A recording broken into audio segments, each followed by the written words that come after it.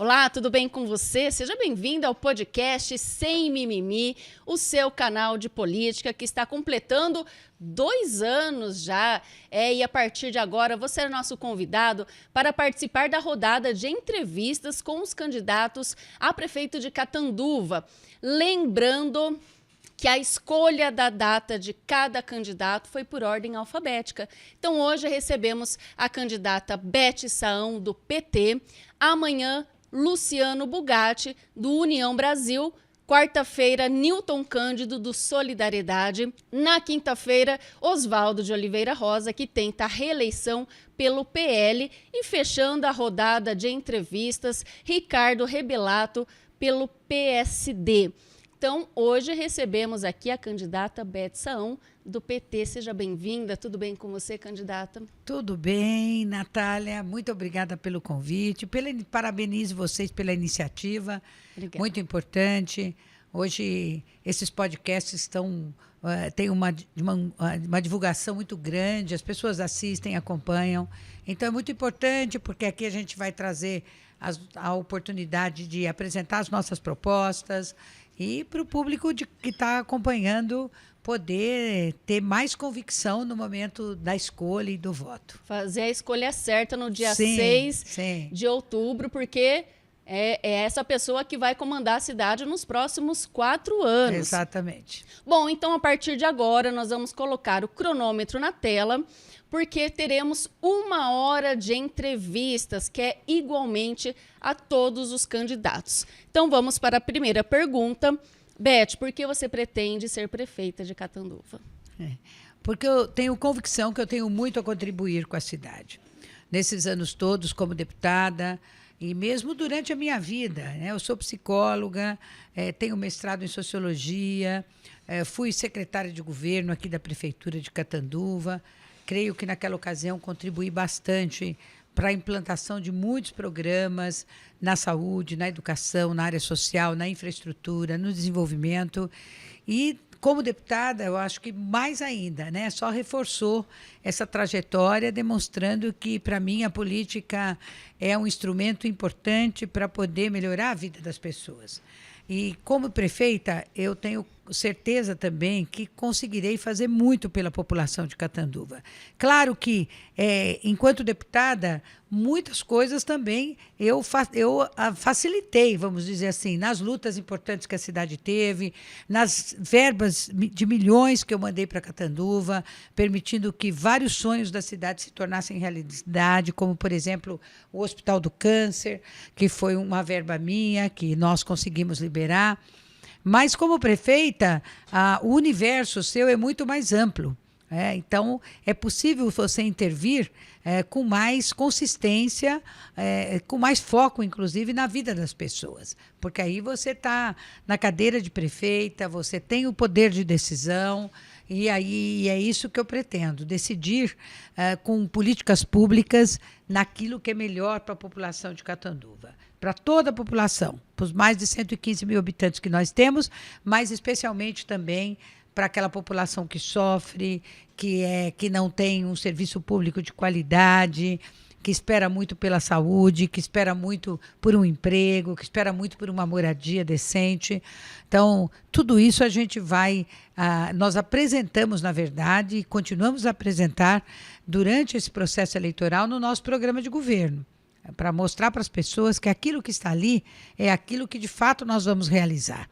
Nada do que consta no nosso programa de governo é algo que caiu de paraquedas. Não, tudo foi milimetricamente discutido com especialistas da nossa cidade, concluindo propostas para que elas fossem apresentadas para o eleitorado catanduvense. Então, nesse sentido, eu tenho certeza que nós vamos avançar a cidade, que eu reúno condições hoje para isso, com uma experiência bastante importante e com muita capacidade para poder administrar o setor público, que é muito diferente do privado, né? Uma coisa é você gerir empresa privada, outra coisa é você estar diante de uma prefeitura conduzindo os destinos de toda a cidade. E como você falou sobre plano de governo, hoje nós vamos falar bastante, abordar bastante esse tema, né? Então aí, quais serão as suas prioridades nos primeiros 100 dias de governo? A primeira delas é limpar a cidade, que está suja. Os bairros, as praças, as áreas públicas, as áreas verdes, está um horror. Em bairros que eu poderia citar aqui, como Bom Pastor, lá no fundo, na rua Pindamonhangaba, que é grande, né? Vindo também para o Bom Pastor, lá na estrada do Pesque Pague, da usina Catanduva, logo pouco antes de chegar para pegar a rotatória para ir para o Bom Pastor ou para o Conjunto Euclides, tem um depósito de lixo a céu aberto. Você vai no Pachá, é a mesma coisa, você anda pelo Alpino, mesma coisa, você anda... Quando a gente faz as carreatas, que a gente fica em cima na caminhonete, você observa isso ainda com muito mais detalhes. E é lamentável. Acho que nós vamos precisar de muitos caminhões para poder fazer essa retirada e ver para onde que nós vamos encaminhar esse lixo. Fazer um acordo com o aterro sanitário, né, com quem administra o aterro sanitário, para que possamos colocá-lo ali. Colocar esse lixo. A gente vai buscar uma cidade sustentável, mas primeiro ela precisa ser limpa. Esse é um ponto. O outro ponto é imediatamente prover a saúde, a rede pública de saúde, de mais profissionais. Então, essa contratação, nem se for para a gente fazer contratações de urgência, mas nós temos que contratar mais profissionais, principalmente médicos especialistas, porque é o que falta e precisa da celeridade e agilidade. Enquanto isso, nós vamos organizar a saúde, né, porque ela está bastante desorganizada.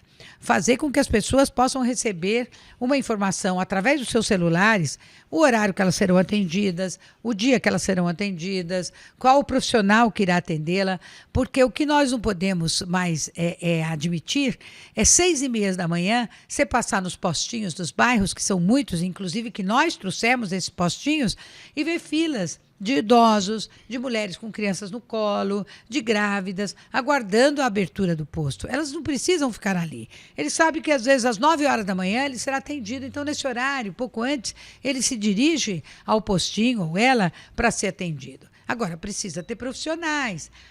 Há uma queixa generalizada da falta de ginecologista, da falta de pediatra. A gente vai contratar e vai fazer um sistema de rodízio. Não precisa deixar 8 horas o ginecologista naquele posto específico, mas ele pode ficar 2, 3 vezes na semana.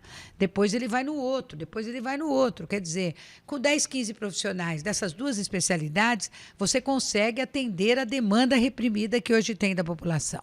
Não só para essas áreas, mas para tantas outras. Eu vou citar um exemplo para você, que é a questão da pessoa com deficiência. O que eu recebo de pedido de pais que estão aguardando o laudo a ser feito com neuropsiquiatra é algo fenomenal. E a gente precisa atender isso. Porque enquanto a família não tem o laudo daquela criança ou daquele adolescente, ela não consegue fazer os encaminhamentos. Se vai para escola regular, né, se essa criança vai ser submetida a escola regular, ou se ela tem que ir, às vezes, para uma escola mais específica, mais especializada. Então, e a família fica preocupada, porque não consegue, enquanto isso a família não consegue se movimentar com aquela criança. E ali tem crianças que estão aguardando isso há 2 anos. É muito tempo. É muito tempo para quem precisa de uma educação mais específica para poder dar saltos, para poder evoluir, né? Porque hoje as pessoas com deficiência conseguem evoluir. Até em deficiências mais avançadas, mais graves, conseguem ter alguns avanços, né? Mas é preciso ter um atendimento específico, especializado. Então, são questões que nós vamos observar e vamos atender desde o início do nosso governo, né? E é claro que outras também. Mas, igual, a gente vem falando da extensão do horário da creche. Mas isso não dá para fazer de imediato, porque a gente precisa saber como é que está a rede. E se tem profissionais suficientes para já de pronto, a partir de fevereiro de 2025, já começar com esse atendimento. Eu espero que eu consiga, porque esse é um compromisso meu. Mas se eu não conseguir em fevereiro, nós vamos conseguir em março, né? Mas nesses 100 primeiros dias, como você falou, nós tomaremos uma série de medidas para já mostrar para Catanduva que a nossa administração será muito diferente dessa que aí está, uma administração que será mais séria, voltada para os problemas da população de Catanduva e buscando resolvê-los. Bom, no seu plano de governo consta que você pretende estabelecer uma gestão meritocrática, isenta de qualquer influência político-partidária. Como será, candidata? Dessa forma, observando e levando em conta a competência de quem será escolhido, para acompanhar e para estar à frente das secretarias, das diretorias, das superintendências das autarquias. Então, o nosso programa de governo foi feito por gente de Catanduva. Nós fizemos grupos, cada um com as suas respectivas áreas de atuação, na educação, na saúde, na área social, no meio ambiente, na cultura, no esporte. E se essas pessoas que participaram são pessoas que também poderão vir a somar conosco, eventualmente, no nosso governo, se ganharmos as eleições. Então, eu não tenho preocupação nenhuma nesse sentido, porque Catanduva tem gente competente para tocar aquilo que nós pusemos ali no nosso programa de governo. Você se lembra que a gente já teve equipes que eram primorosas no governo do Félix, como, por exemplo, a educação. A gente conseguiu avanços fabulosos ali e que melhoraram muito a vida das pessoas, criando oportunidades. E na saúde foi a mesma coisa. E tudo isso foi feito com gente de Catanduva. Então, eu não sei de onde surgiu esse assunto de que a gente pode trazer alguma pessoa de fora. Eu quero dizer para o povo de Catanduva que não, que nós temos talento, nós temos competência suficiente aqui para trabalharmos com gente daqui. Aliás, nesse período de campanha, você conhece também bastante gente, você tem a oportunidade. Eu tive a oportunidade de conhecer pessoas incríveis daqui de Catanduva, que inclusive contribuíram com o nosso programa de governo, né? E eu fico muito feliz que a gente também tenha à nossa disposição profissionais capazes de tocar projetos importantes na prefeitura. Vamos falar de emprego? Grandes empresas deixaram de vir para Catanduva por falta de mão de obra qualificada. Como mudar esse cenário? Nós temos, por exemplo, o Elias Nechar, do qual eu fui professora. Temos o Instituto Federal. Temos a FATEC. Né, só para citar 3 deles. Aí você tem o SESI, né, que também é uma escola técnica. Sim. Que a gente pode... Eu estou citando isso porque são escolas que a prefeitura vai fazer parcerias, que eu vou fazer parcerias e vamos colocar para a população aquilo que ela precisa, principalmente para a juventude, né? Ou para trabalhadoras e trabalhadores. Nesse sentido, eu quero criar um Conselho de Desenvolvimento Econômico na nossa cidade. E esse conselho não precisa estar reunido toda hora, mas precisa, pelo menos mensal ou bimestralmente, estar reunido para apontar as suas necessidades. Porque eu visito muitas empresas. E hoje de manhã mesmo eu estava em uma, 7 horas da manhã.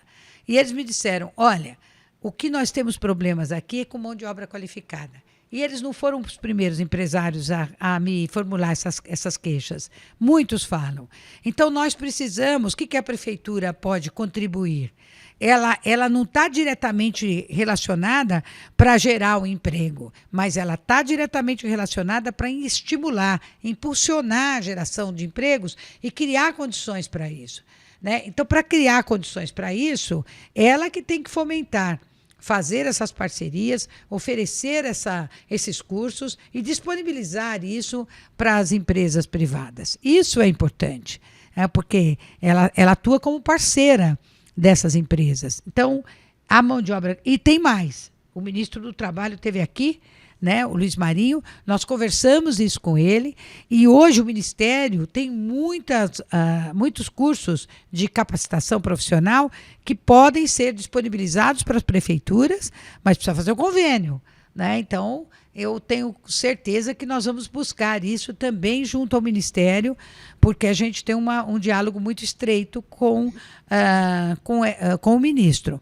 E em relação às indústrias, Nós estamos há 25 anos sem ter um distrito industrial novo. O último foi aquele nas margens da rodovia Washington Luiz, onde está lá instalada a Tron, Frucamp e outras empresas. De lá para cá, nós não tivemos mais nada. Então, mais uma vez, a prefeitura tem que estimular isso. Como?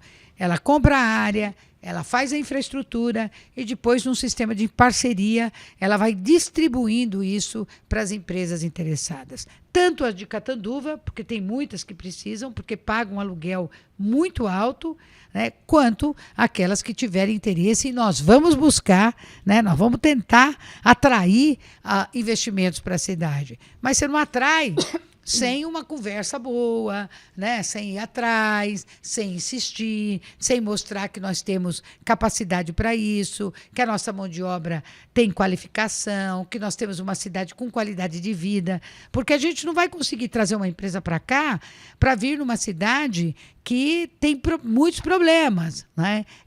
Tem um asfalto mal cuidado, tem falta de árvores, tem problemas sociais que poderiam ser resolvidos e não foram. Então, se você tem essas questões equacionadas, é claro que a cidade torna-se mais atraente. Obviamente que nós estamos muito distantes de São Paulo. Nós estamos a quase 400 quilômetros de São Paulo, 382 para ser mais exata. Isso é uma dificuldade. Mas não é uma impossibilidade. Pode algumas empresas terem dificuldade por não quererem vir, exatamente porque são empresas que às vezes trabalham com exportações, precisam estarem mais perto do Porto de Santos para exportar os seus produtos. Mas isso não significa que nós não podemos atrair empresas, como, por exemplo, empresas que vão agregar valor ao setor de saúde, que é um setor muito vivo nosso, Sim. Com mais de 4.000 trabalhadores. É uma grande vocação que nós temos. Agora, a gente precisa potencializar isso. Como é que você potencializa? Conversando com o setor e buscando parceiros que acreditem na nossa cidade. Bom, falando de educação, no seu plano de governo diz que você pretende investir em novas tecnologias em sala de aula. Explica para a gente como que será. Bom, primeiro a gente vai fazer uma discussão com os especialistas, os educadores, para saber como é que nós vamos fazer com o uso do celular.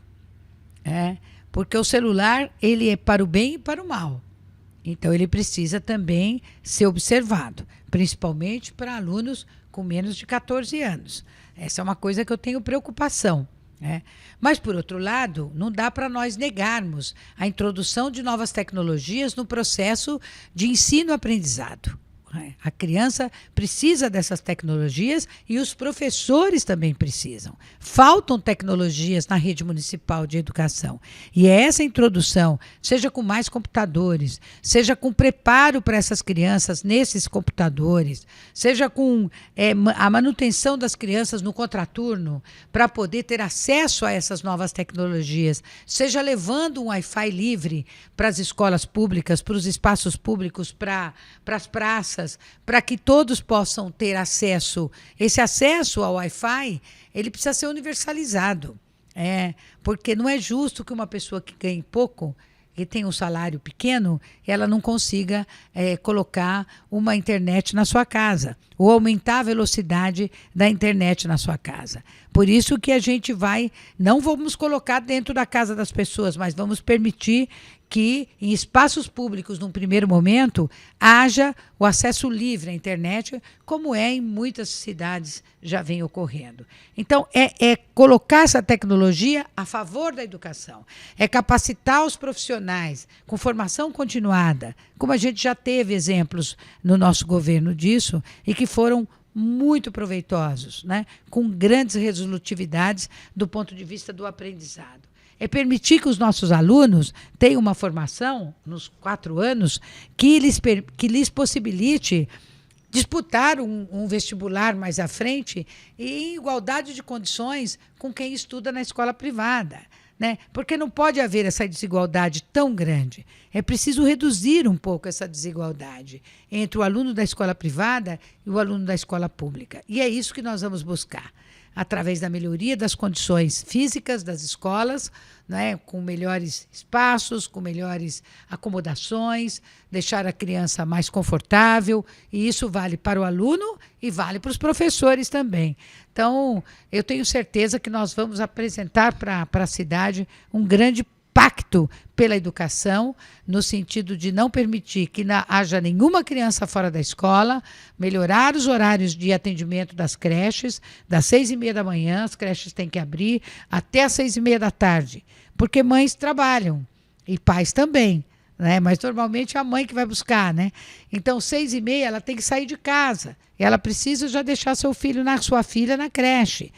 Então, precisa ter um plantão para receber essas crianças, para depois, no horário regular da aula, de todo o atendimento lúdico, etc., a criança fica ali, e no período da tarde, mesma coisa. Isso seria uma demanda que vem sendo solicitada há muitos anos pelos pais que trabalham fora e precisam deixar seus filhos aos cuidados da educação municipal. Realmente. Vamos falar também de professores. Quais são suas propostas para os professores, levando em conta a pandemia, né? Período em que os professores estiveram se desdobrando para levar atividades aos alunos, usando os meios tecnológicos que possuíam dentro de casa, né? E tendo que criar conteúdos.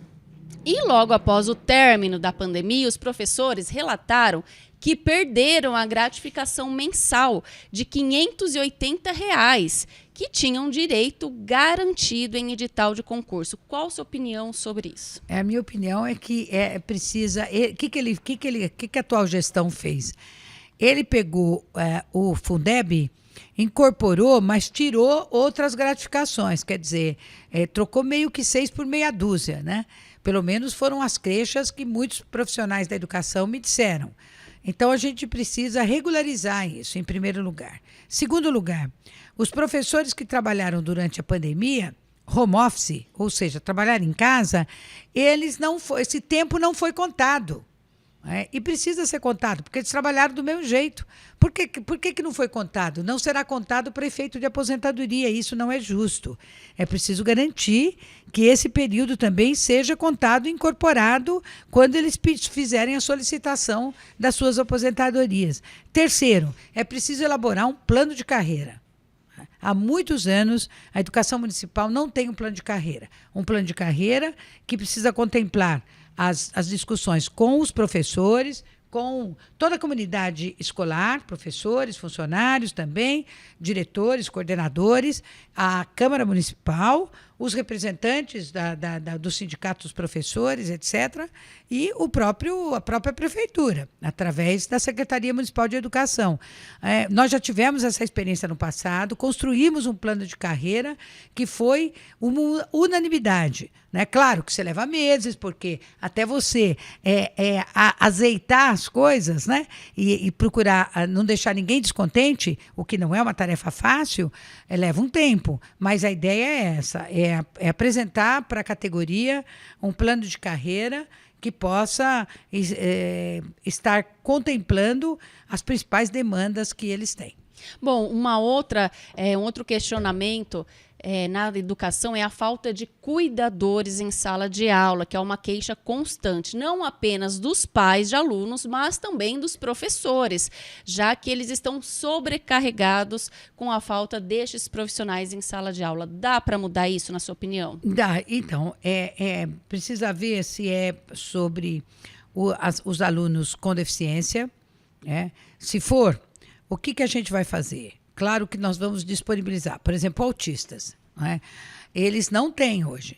Foi prometido para eles, que disseram que para ele, o atual gestor disse que seria depois do carnaval, só que passou o carnaval e está chegando outro carnaval e até agora essas crianças, esses alunos, né, não tiveram a possibilidade de ter esses acompanhantes. Para ter acompanhante com crianças ou alunos com transtorno do espectro autista, precisa também treiná-los, precisa capacitá-los. Né? Não pode pegar uma pessoa e falar, não, você vai ficar aqui. Mas a pessoa não tem habilidade para entender esse universo, que é um universo muito específico, né? E, ao mesmo tempo, trazer segurança para o professor que está em sala de aula, para o aluno e para a família, que quer acreditar que seus filhos estão sendo muito bem cuidados por esses profissionais. Então, esse cuidado nós teremos, com treinamento, com capacitação de quem vai entrar. Além disso, também tem uma queixa aí de que tem escolas que o diretor é diretor, é coordenador, tem que cuidar da secretaria, tem que abrir a porta para quem está chegando, tem que atender telefone. Então, não dá. Né? É preciso que hajam outros profissionais para dividir e compartilhar tarefas. Ninguém também consegue fazer tudo ao mesmo tempo. E aí você começa a piorar a qualidade, já que você da educação. Porque se você não tem profissionais suficientes para poder atender a tudo aquilo que a educação requer, né, o resultado disso pode ser uma piora na qualidade de ensino. E eu não quero em nenhum momento deixar cair, né, quando a gente estiver em patamares elevados, que é o que nós pretendemos, né, dando uma educação de qualidade para os nossos alunos, eu quero que essa qualidade seja mantida. Vamos falar agora de transporte público, que também tem sido alvo de críticas da população, né? A qualidade do transporte público. E uma das reclamações também é que não tem ônibus circulando aos domingos e feriados, né? E aí, no seu plano de governo, diz que você pretende revolucionar o transporte. Mas eu não tenho dúvida, Natália, que eu vou fazer isso. Mas não tenho nenhuma dúvida. Tá fácil. Independentemente do prazo da licitação da atual empresa. Porque se a atual empresa não cumprir os critérios que eu pretendo estabelecer, então ela não pode ficar aqui em Catanduva. Primeiro, ela precisa colocar ônibus melhores, porque as queixas dos usuários que os ônibus é muito grande, que os ônibus não têm conforto, que não têm um ar-condicionado, que muitos não têm acessibilidade, e também na questão do passe do idoso, que de 60 anos foi para 65. E o idoso, quando vai entrar, muitos me dizem isso. Beth, olha, a gente fica lá para trás. Eles vão pondo todo mundo, depois é que nós podemos subir. Quando deveria ser o contrário, né? É uma questão de respeito isso. Você tem que respeitar os idosos, que é isso. Esse é um ponto. Outro ponto, a falta do bilhete integrado, que a gente vai chamar de bilhete único. Você sai lá do Nova Catanduva e vai lá para o Cidade Jardim, você vai passar pelo terminal, vai pagar R$4, depois você vai no terminal, às vezes você tem que pagar mais 4 se você não tem a carteira. Então, nós vamos pôr o bilhete único para todo mundo. Não tem por que não fazer o bilhete único. É 4 para ir e 4 para voltar. Hoje, muita gente paga 8 para ir e 8 para voltar. São R$16. Parece que não. Mas isso pesa no bolso do trabalhador, da trabalhadora, do aposentado, que ainda não tem o passe do idoso. E finalmente, nós vamos também colocar ônibus com mais linhas a partir das 20 horas, que não tem. Tentar diminuir o espaço entre uma linha e outra, que às vezes é mais de 2 horas, o ônibus passa, esperem. Espera, que esse ônibus não vem. E uma notícia que eu acho que também é uma grande revolução, que é trazer os ônibus aos domingos e feriados e colocar tarifa zero, como é em São Paulo. Se em São Paulo hoje, uma cidade onde o ônibus percorre uma distância infinitamente maior do que em Catanduva, cobra-se R$ 4,40 com bilhete único e com tarifa zero aos domingos. Por que Catanduva não pode fazer? Claro que nós vamos fazer e eu vou fazer, né? Então, o transporte, às vezes as pessoas acham que transporte hoje, mas vai todo mundo de Uber. Não vai, não.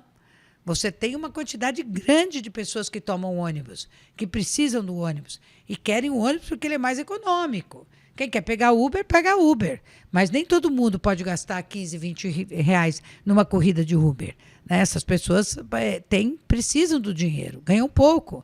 Então, elas podem ficar sossegadas porque nós vamos consertar o transporte coletivo de Catanduva, sob todos os aspectos. E o trânsito? Como destravar o trânsito de Catanduva, principalmente o centro? A gente sabe também que a região do Nova Catanduva tem um grave problema ali, principalmente horário de pico, né? E como fazer funcionar? Bom, primeiro vamos começar pelo Nova Catanduva. Nova Catanduva 1, 2, 3, daqui a pouco vai vir o 4. Aí você tem o Imperial, o Esplanada, o Gabriel, o Mutirão. Vão ser 8 bairros. 8 bairros que tem uma saída só. E não são 8 bairros pequenos.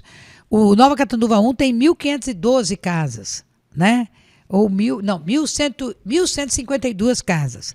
O Nova Catanduva 2 tem em torno de uns 600 e poucos. O 3 eu não tenho direito a esse número. Mas, de qualquer modo, se você somar ali, vão dar mais de 2.000 casas. Né? Só ali tem mais de 10.000 pessoas, só naquele canto. Aí é maior do que muita cidade do nosso entorno aqui. Exatamente. Né? Aí você tem o Imperial, que você vai numa casa no Imperial, você olha, tem mais uma no fundo, tem outra no fundo, tem outra no fundo. Né? Então, é muita gente que mora no Imperial, muita gente. O Esplanada, que não é pouco. Né? Quantos apartamentos tem ali? Mais o Gabriel e o Mutirão. O Mutirão é pequenininho. Né? Mas, de qualquer modo, para uma saída. Então, nós temos que estudar com engenheiros especialistas como que nós vamos fazer para dar mais uma saída para aquela gente, para a população que precisa e que precisa dar vazão. E outra coisa, uma hora pode acontecer ali um problema sério. Né? Porque se você precisa de uma urgência, às vezes você vai ficar ali paralisado no trânsito. Muita gente fala para mim, eu tenho que acordar meia hora mais cedo para poder dar tempo de eu chegar no meu trabalho, porque a pessoa conta com o trânsito na saída daquela região. Esse é um ponto. O outro ponto que nós vamos fazer é anel viário. Quando você vem lá da usina Catanduva, né, ali você cai no Conjunto Euclides, muitas vezes. Não é todo mundo que pega o outro lado esquerdo para ir para o Bom Pastor, cair na Guido Girol, depois pegar Pastor Dutra, depois cair na Teodoro Rosa Filho. Tem gente que vai até porque vai para outro canto da cidade. E o Conjunto Euclides é muito pequenininha as ruas, estreita, e não é um bairro que foi feito o asfalto para receber um tráfego muito grande de veículos pesados, caminhões, ônibus, etc. Então, a ideia nossa é fazer um grande anel viário ali, para sair lá embaixo, perto do Glória 5, do nosso teto, daquela região. Né? Nós já temos o desenho disso, inclusive, que a gente conseguiu também já produzir.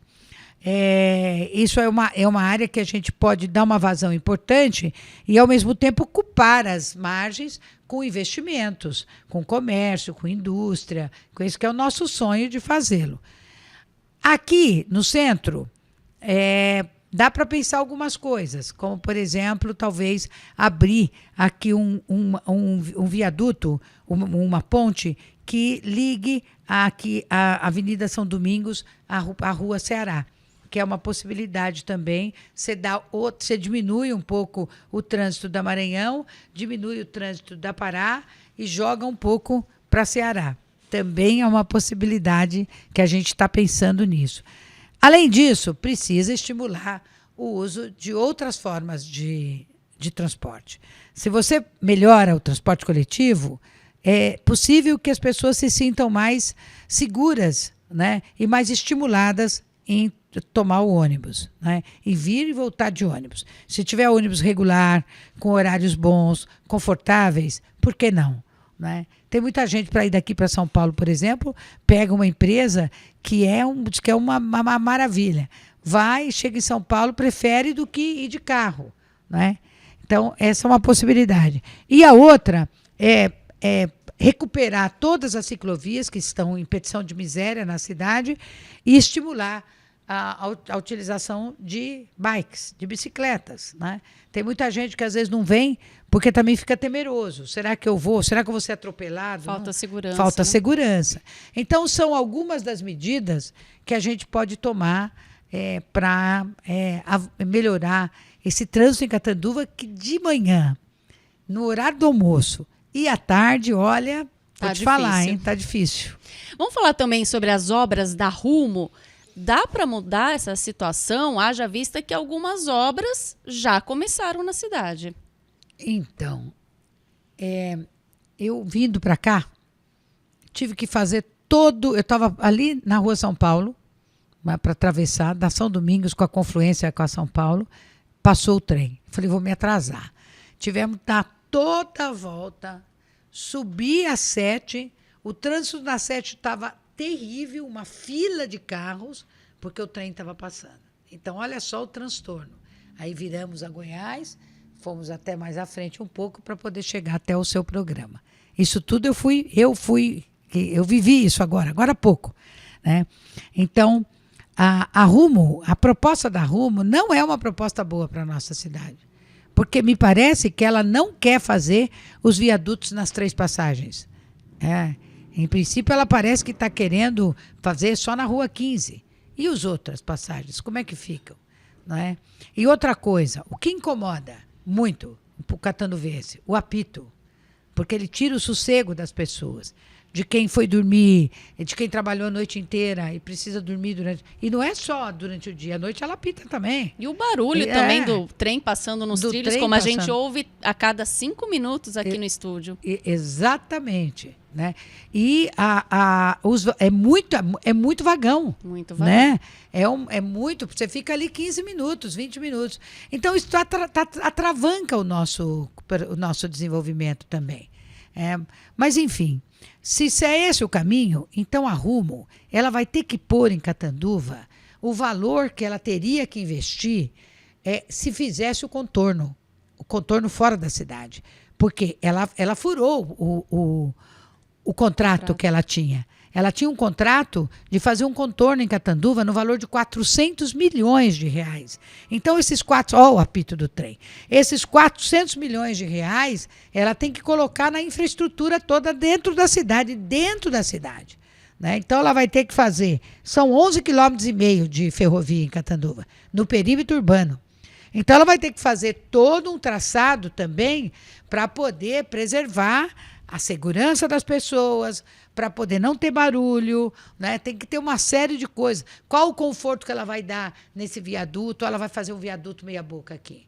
Né? Ela não manda em Catanduva. Quem manda em Catanduva é quem administra a cidade e a população de Catanduva, que deveria ter sido chamada para discutir, para ver o que ela quer. Essa população não foi chamada, infelizmente. Né? E passagens subterrâneas também, para pedestre, porque me parece que ela tem uma ideia de fazer o viaduto por cima para carros. O túnel, né? E o túnel por baixo para pedestre. Acho que isso é falta de segurança mas também. Muita falta de segurança. Infelizmente, nós vamos observar muitos problemas se isso vier a acontecer.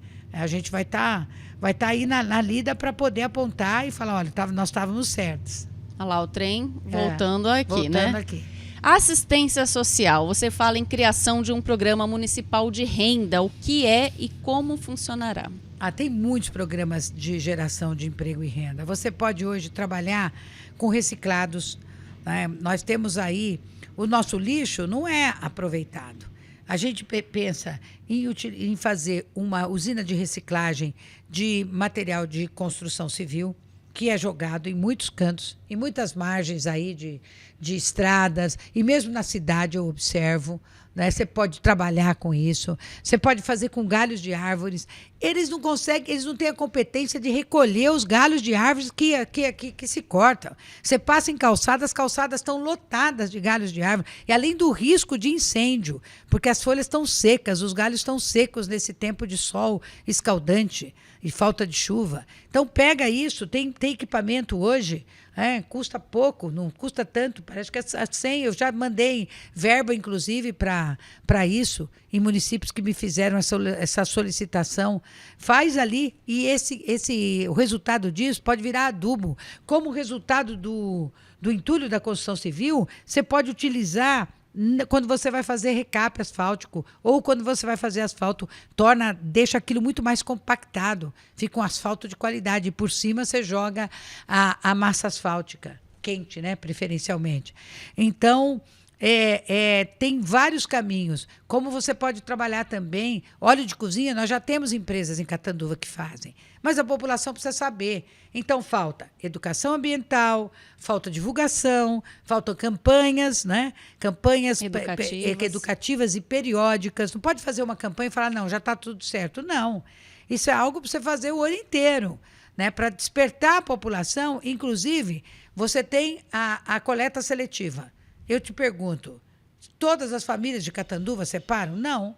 E por que elas não separam muitas vezes? Porque não são informadas adequadamente. Eles mandam um folhetinho lá, feito, muito mal feito, achando que a pessoa vai ver aquele folheto. Tem gente que nem pega o folheto, que fica ali na caixa de correio e acaba sendo molhado e jogado fora. Então, tem formas de nós podermos trabalhar nesse sentido, né? E eu estou citando o exemplo do lixo reciclado, mas eu poderia citar outros exemplos, como, por exemplo, artesanato. Eu acho que nós tivemos uma perda significativa no artesanato de Catanduva. Eu tenho observado isso, né? Muita gente que me fala, Beth, precisa voltar, porque o artesanato ele pode ser muito potencializado. E inclusive, é destinado... Tem estados brasileiros, principalmente os estados do Norte e do Nordeste, que fazem do artesanato uma geração espetacular de renda, inclusive exportando esses produtos. Porque o Brasil é muito conhecido no seu artesanato.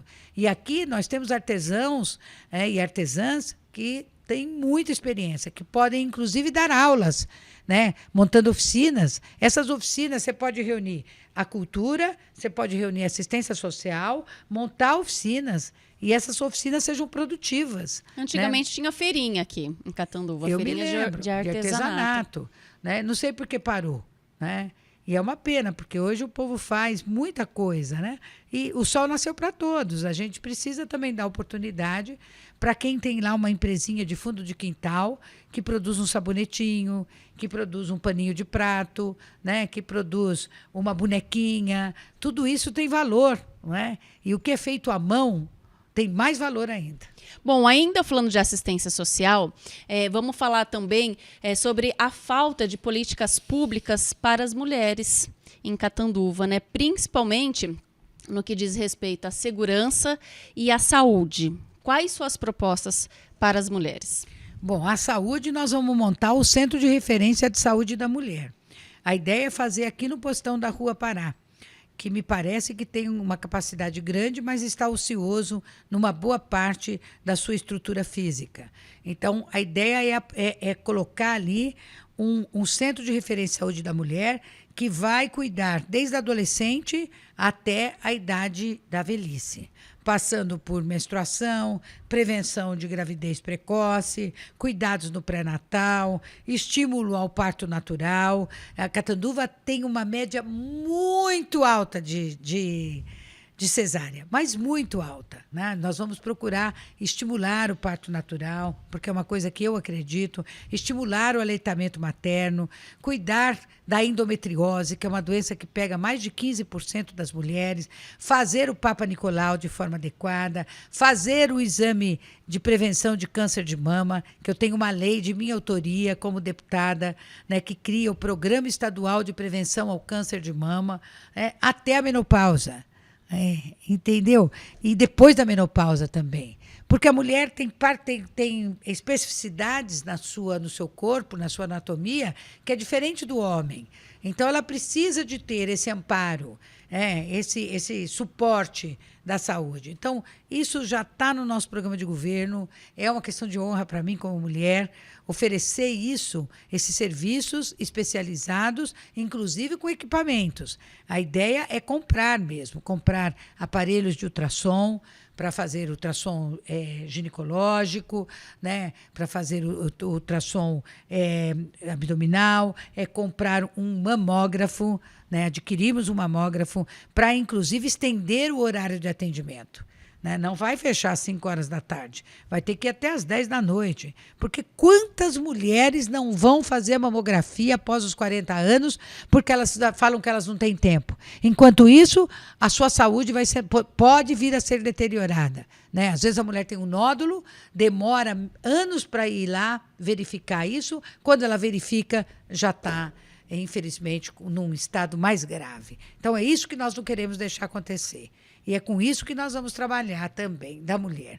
Você perguntou da saúde... Da segurança. E da segurança. Segurança é uma casa-abrigo. Ele perdeu a verba da Casa Abrigo, ele não quis o dinheiro que veio, né, o atual prefeito. Aí voltou, a verba voltou para o governo. Né? Isso foi um desprezo, né, uma atitude desprezível em relação às mulheres. E ia fazer em parceria, hein? Não era só Catanduva, era Catanduva, Mirassol, Badibacite, Monte Aprazível, me parece uma coisa assim. Pois bem, enquanto isso, as mulheres continuam sendo agredidas, enquanto isso, as mulheres continuam sendo estupradas, enquanto isso, nós tivemos casos de feminicídio em Catanduva, um dos mais recentes foi uma menina de 24 anos, né, que a gente está acompanhando esse caso, né, uma brutalidade, uma menina linda, na flor da idade, com uma filha, né, e infelizmente o suspeito é o próprio ex-marido dela. Então, são coisas inadmissíveis. Por quê? E uma pessoa, uma família, né, uma mulher com filhos, que porventura queira sair de casa porque está sendo agredida, porque é uma pessoa vítima de violência, ela não tem para onde ir. Se ela não tem família aqui, ela não tem para onde ir. E ela precisa ser cuidada, ela precisa ir para um lugar seguro, que nem pode saber aonde que é. Porque eu conheço lugares, Mogi das Cruzes, por exemplo, eu fui conhecer a Casa Abrigo lá, que é administrada pela OAB Mulher. A coordenadora da OAB Mulher, eu mandei uma verba para eles. Ela foi fazendo um zigue-zague, que uma hora eu virei para ela e falei, mas nós não vamos chegar nunca? Aí ela falou assim para mim... Tão escondido que era. De tão escondido que ela falou, porque uma vez eu fui seguida por um marido, né? E ele descobriu onde ela estava, por sorte, ele não conseguiu invadir o local, mas ele ameaçou. Então, depois desse episódio, eles ficaram mais espertos, né? E é o que nós queremos fazer aqui. Uma casa-abrigo para as mulheres vítimas da violência doméstica. E eu vou fazer isso. Eu já conversei a Cida Gonçalves, que é ministra da Mulher, tenho uma relação bastante estreita com ela. Já conversamos muitas vezes, tivemos a oportunidade de nos encontrarmos em vários eventos, e já falei para ela da necessidade de termos investimentos nessa área da redução da violência e, quiçá, da eliminação de toda a violência sobre a mulher. Bom, um assunto também, ainda falando de assistência social, é em relação à cesta básica, que a gente sabe que as famílias cadastradas na assistência social, elas pegam cesta básica a cada 90 dias, e a fome não dá para esperar a cada 3 meses para pegar uma cesta básica e alimentar toda a família. Justamente, concordo plenamente com você. É uma desumanidade, eu diria. Né? Porque a Secretaria de Assistência Social, ela tem que ter o cadastro de todo mundo.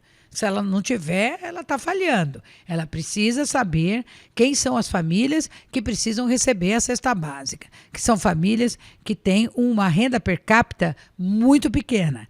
Então, e não pode ser a cada 3 meses, tem que ser no mínimo uma vez por mês, né? Porque ela não pode ficar esperando o arroz chegar. Um pacote de arroz para uma família média não dá para nada, né? Então precisa ter um arroz e a qualidade também.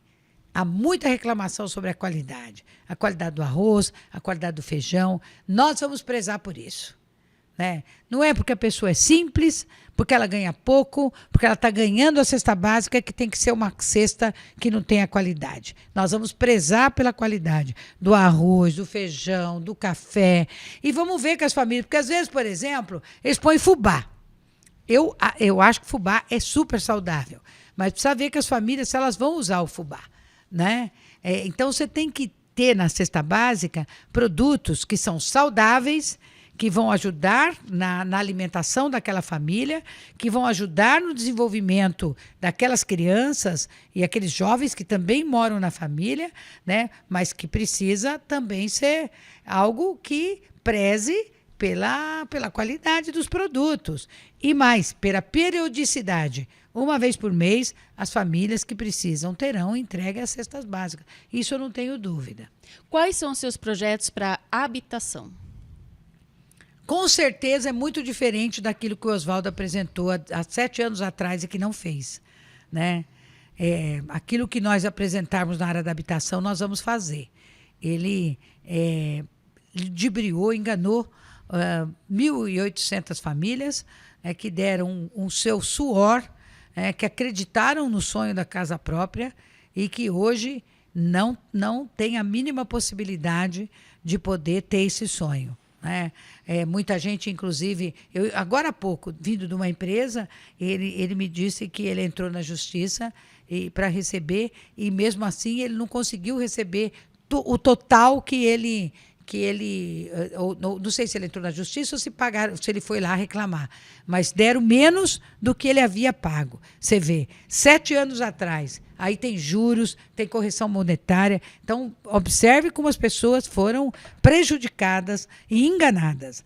Então, esse projeto, eu posso consertar ele, né, encontrando parceiros da Minha Casa Minha Vida que comprem aquela área, devolvendo esse dinheiro para a população, tentando dar prioridade para quem já fez essa inscrição, não é? E colocar, de fato, o programa Minha Casa Minha Vida, que é o que funciona em habitação popular. Então, nós vamos atrás, já conversei com a Secretaria Nacional de Habitação, porque é ali que sai a verba para o programa Minha Casa Minha Vida, que sai a autorização. Depois a Caixa Econômica Federal, é que libera os recursos. Mas a autorização vem do Ministério das Cidades, através da Secretaria Nacional de Habitação.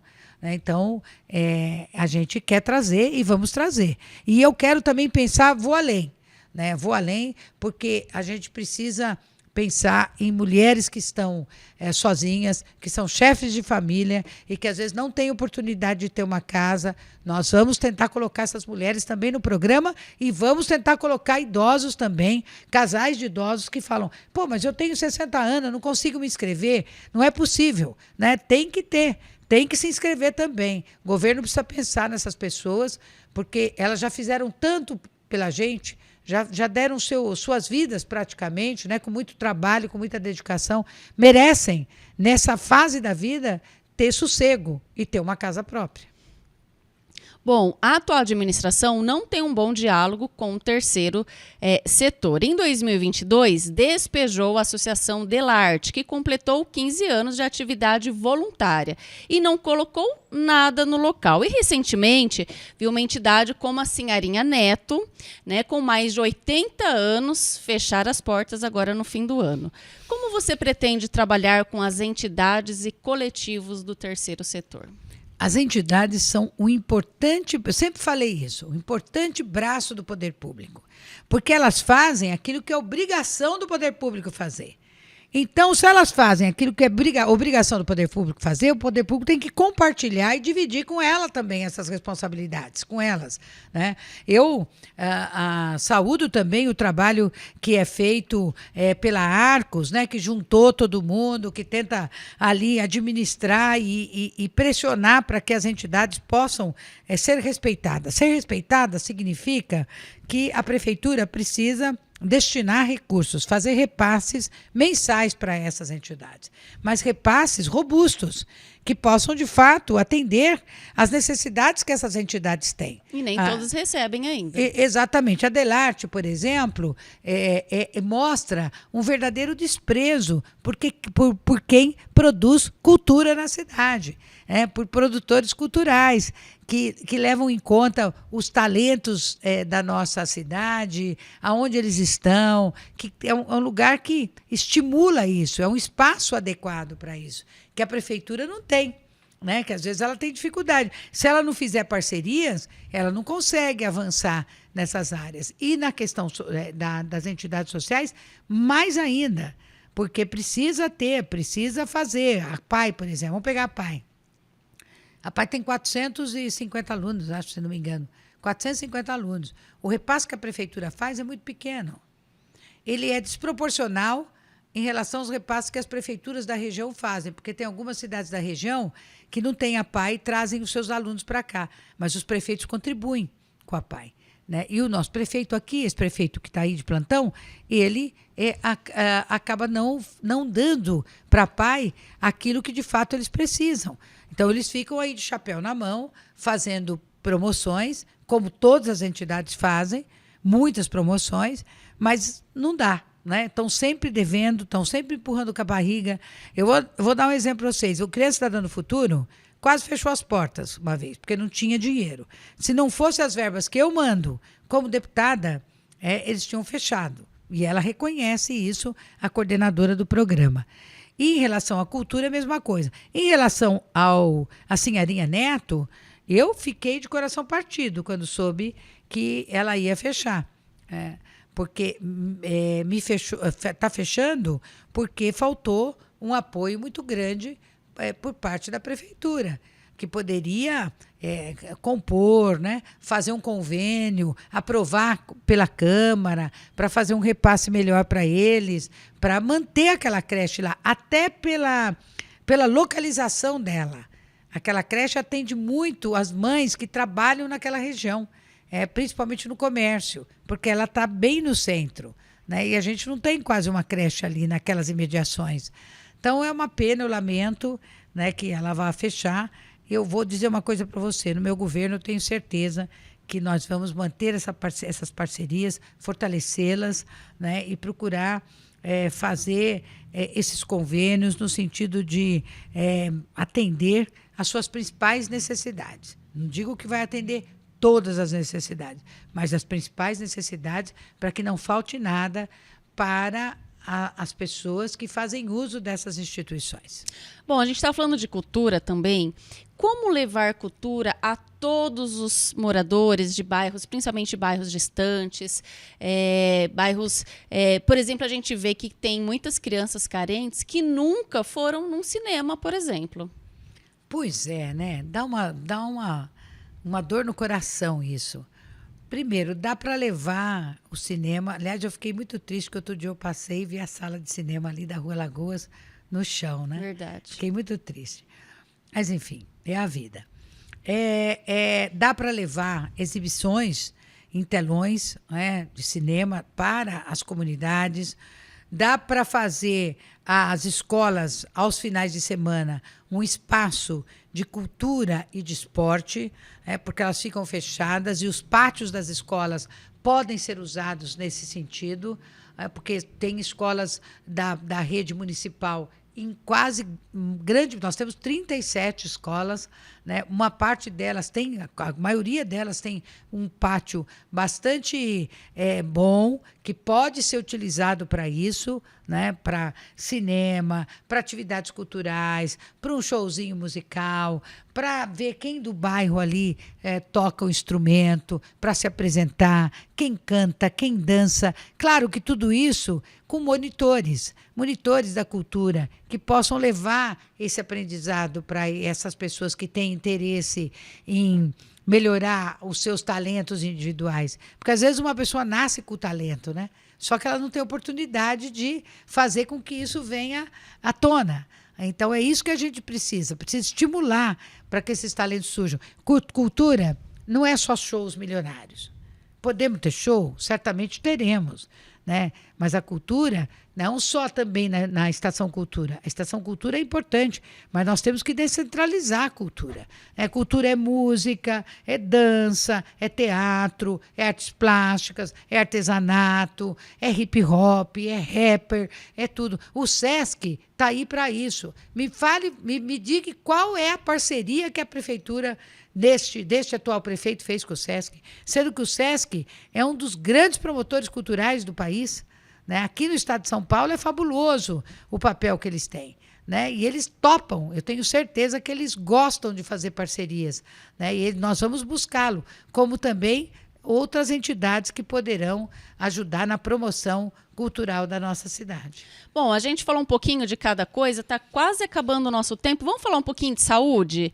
Acho que dá tempo, né? Como que você pode melhorar a saúde de Catanduva? A gente vê a UPA ali sobrecarregada, muitas filas de espera todos os dias. Bom, primeiro é preciso estender os horários de atendimento nos postos dos bairros. Segundo, contratar mais profissionais. Não tem como fazer uma saúde com a quantidade pequena de médicos que nós temos, inclusive especialistas. Não há médicos especialistas. Precisamos buscar. As pessoas estão demorando de 2 a 3 anos, às vezes, para realizar uma consulta com um especialista. Isso não pode acontecer.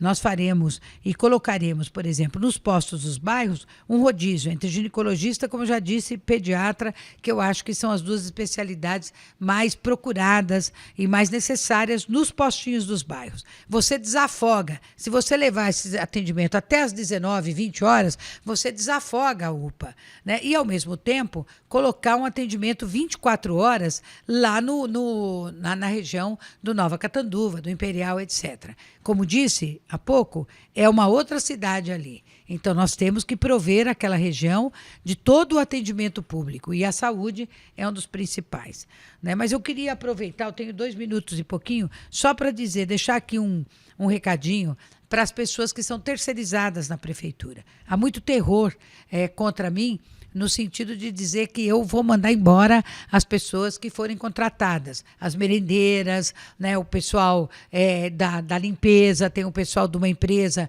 que faz a varrição, que cuida das praças. Eu quero deixar esse pessoal muito tranquilo, porque eu sempre fui uma defensora do emprego, sempre fui uma defensora do trabalho e de quem trabalha, procurando garantir os direitos dessas pessoas. E não serei eu, como prefeita, que irei tirá-los dessa oportunidade de trabalharem como terceirizados. Nós não só daremos continuidade, quanto, se necessário, contrataremos mais pessoas para ampliar o trabalho que hoje é exercido por esses profissionais. Beth, vamos para as considerações finais? Sim. 1 minuto e 20. Eu vou tentar ser o mais breve possível.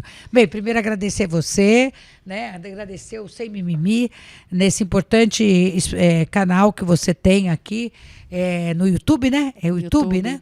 E dizer que eu estou sempre à disposição. Falar para o pessoal de Catanduva para que confie em mim, para que me dê essa oportunidade, para que nós possamos chegar no dia 6 de outubro e termos uma vitória importante. A vitória que não vai ser minha, vai ser do povo de Catanduva. Eu tenho insistido em me candidatar a prefeita, porque eu sei, tenho consciência e tenho convicção que posso contribuir muito com a melhoria da nossa cidade. Não, claro que sem a pretensão de resolver todos os problemas, mas eu sei que eu vou conseguir resolver uma boa parte deles, respeitando a todos, cuidando de Catanduva e fazendo com que Catanduva seja uma cidade com qualidade de vida e uma cidade boa para se viver, com oportunidades, e que essas oportunidades possam chegar em todos, mas especialmente naquelas pessoas que mais precisam. Muito obrigada, Natália, muito obrigada a todos aqueles que seguem o seu podcast. Eu que agradeço, candidata. 8 segundos, quer